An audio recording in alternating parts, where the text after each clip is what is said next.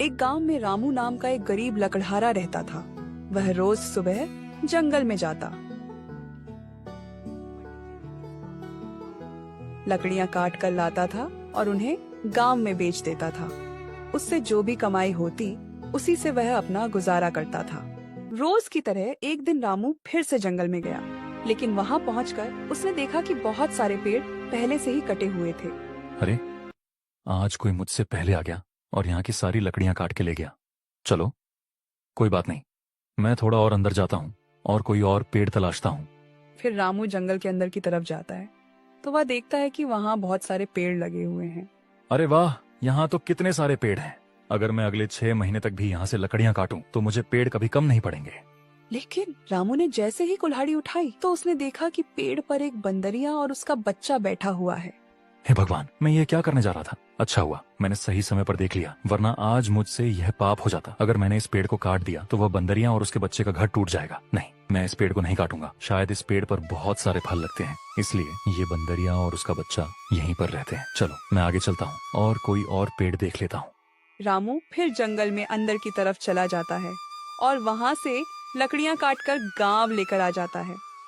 रामू हर रोज जंगल में लकड़ियाँ काटने जाता था और कभी कभी तो वह बंदरिया और उसके बच्चे के लिए कुछ खाना भी लेकर जाया करता था। लेकिन एक दिन रामू लकड़ियाँ काटने के लिए जंगल में जाता है तो उसने देखा कि वहाँ के राजा का मंत्री 2 आदमियों के साथ आया हुआ है और उसी पेड़ को काट रहा था। तभी रामू उस मंत्री से कहता है, मंत्री जी, आप यह पेड़ क्यों काट रहे हैं? राजा का आदेश है कि गर्मियां आने से पहले महल में लकड़ियां जमा हो जानी चाहिए, इसलिए मैं इस पेड़ को काटकर इसकी लकड़ी महल में जमा करने जा रहा हूँ। हाँ मंत्री जी, यह तो सही बात है, लेकिन आप इस पेड़ को मत काटिए। आप किसी और पेड़ की लकड़ियां ले जाइए। इस पेड़ के ऊपर एक बंदरिया और उसका बच्चा रहता है, ये उनका घर है। अगर आप इस पेड़ को काट दोगे तो वह बेचारे कहाँ जाएंगे? अरे तो क्या हुआ, यहाँ कितने सारे पेड़ हैं, वह किसी भी पेड़ पर चली जाएगी। अरे मंत्री जी, लेकिन आप यह पेड़ मत काटिए। देखो, मुझे गुस्सा मत दिलाओ। मैं क्या पूरे जंगल के पेड़ों की जांच करता फिरूं, कौन से पेड़ पर कौन सा पक्षी रहता है और कौन से पेड़ पर कौन सा जानवर रहता है। एक पेड़ कटेगा तो दूसरे पेड़ पर अपने आप चले जाएंगे। मैं क्या जंगल के सारे पेड़ों की छानबीन करता फिरूं? चले जाओ यहाँ से, वरना सिपाहियों को आदेश देकर तुम्हें जेल में डलवा दिया जाएगा। रामू हालात के आगे मजबूर था। वह मंत्री का कुछ नहीं कर सकता था, इसलिए वह चुपचाप जंगल में आगे की तरफ निकल जाता है। फिर जब रामू दोपहर को लकड़ियां काट के जंगल से वापस आ रहा था, तब उसने देखा कि मंत्री ने वह पूरा पेड़ कटवा दिया था।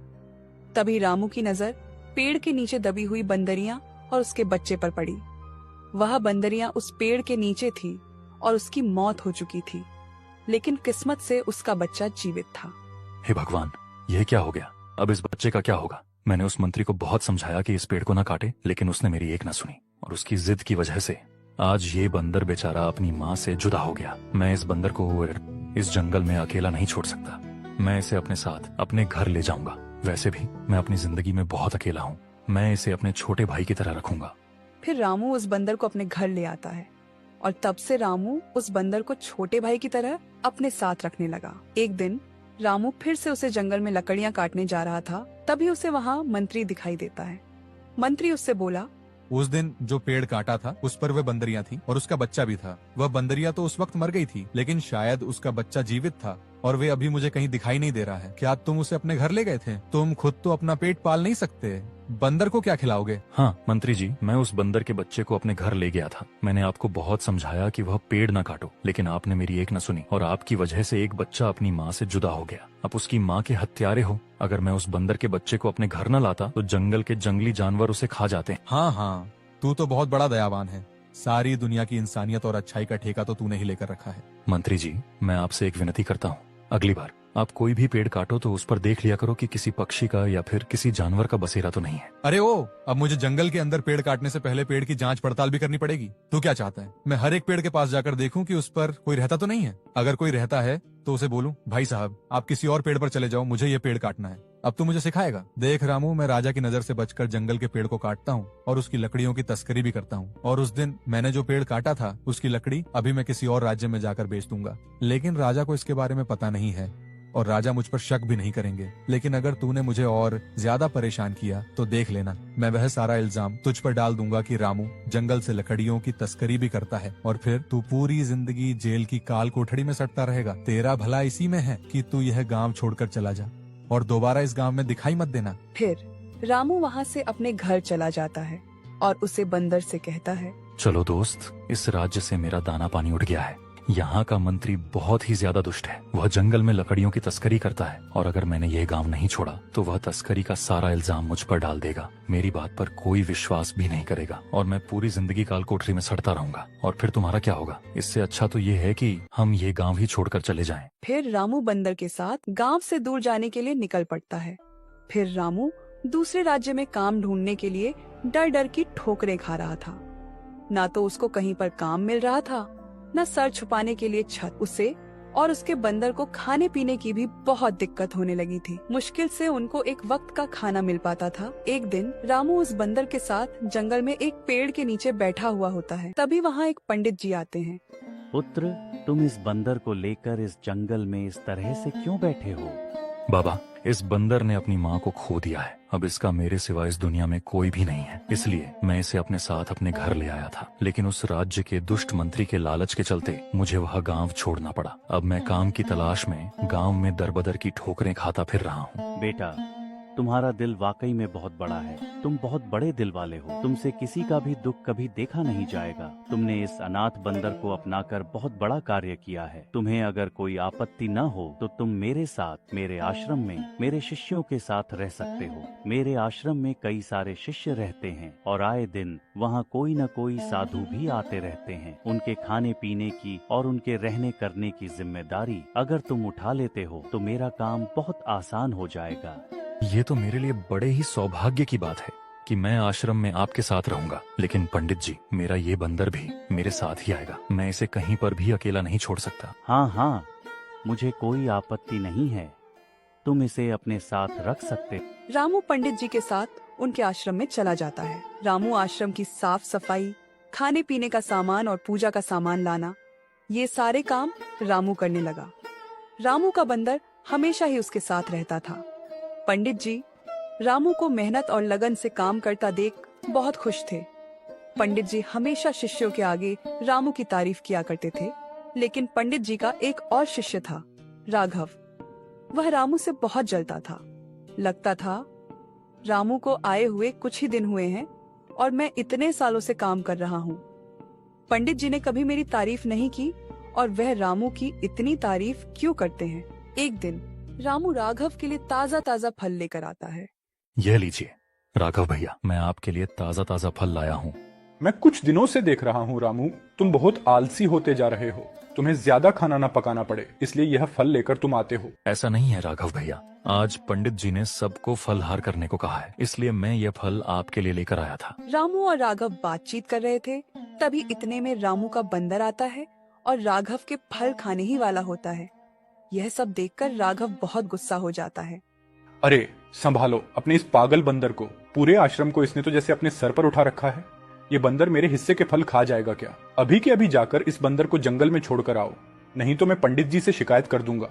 राघव भैया, मुझे माफ कर दीजिए, और अगर मेरा बंदर आपके फल खा भी जाता तो मैं आपके लिए नया फल ले आता, पर इस बंदर को मुझसे जुदा मत कीजिए। राघव को रामू पर बहुत गुस्सा आ रहा था। राघव ने जाकर पंडित जी से रामू की शिकायत भी की, लेकिन पंडित जी ने रामू की तरफदारी करते हुए राघव को खूब खरी खोटी सुनाई। यह सब सुनकर राघव आग बबूला हो जाता है। आज इस रामू और इसके बंदर की वजह से पंडित जी ने मुझे कितना सुनाया। मुझे जल्द से जल्द रामू और उसके बंदर का कुछ करना पड़ेगा, लेकिन मुझे कुछ इस तरह काम करना पड़ेगा कि सांप भी मर जाए और लाठी भी न टूटे। कुछ दिन के बाद उसे राज्य के राजा ने पंडित जी को अपने महल में पधारने का न्योता दिया। पंडित जी अपने कुछ शिष्यों और रामू के साथ राजा के महल में चले जाते हैं। राजा ने उन सब की अच्छे से खातिरदारी की और एक दिन रहने के बाद पंडित जी और उनके शिष्य वापस लौट जाते हैं। 2 दिन के बाद राजा अपने मंत्री के साथ पंडित जी के आश्रम पर आते हैं। अरे राजा साहब, आप यहाँ पर कैसे? पंडित जी माफ कीजिए, आज मैं किसी और काम की वजह से यहाँ पर आया हूँ। हाँ, कोई बात नहीं। राजा साहब बताइए, क्या काम है आपका जो आपको यहाँ आना पड़ा? मुझे कुछ समझ में नहीं आ रहा कि मैं आपको कैसे बताऊं। 2 दिनों से महारानी का हार खो गया है और हमने पूरे महल में जांच पड़ताल कर ली, लेकिन वह मुझे कहीं भी नहीं मिल रहा है। अरे राजा साहब, बातों को गोल गोल घूमना बंद कीजिए और साफ साफ बताइए, क्या हमारे जाने के बाद से वह हार गुम हुआ है? हाँ पंडित जी, बात तो कुछ ऐसी ही है। मतलब आप यह कहना चाहते हैं कि रानी का हार हम में से किसी ने चुराया है? नहीं पंडित जी, मैं आप पर शक करने का पाप नहीं कर सकता, लेकिन मैं क्या करूं, मुझे रानी की वजह से यहाँ आना पड़ा। देखिए राजा साहब, आपके यहाँ आने से मुझे कोई दिक्कत नहीं है। आप चाहे तो मेरे शिष्यों की तलाशी भी ले सकते हैं। मुझे पूरा यकीन है कि मेरा कोई भी शिष्य ऐसा काम नहीं कर सकता। फिर राजा के साथ आए हुए सैनिकों ने रामू और बाकी सब लोगों की तलाशी ली। तब उन्हें रामू की झोली में से रानी का वह हार मिला। रामू निर्दोष था।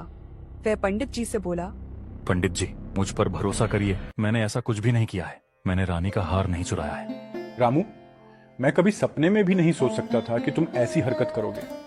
तुमने तो पंडित जी का सर शर्म से झुका दिया है।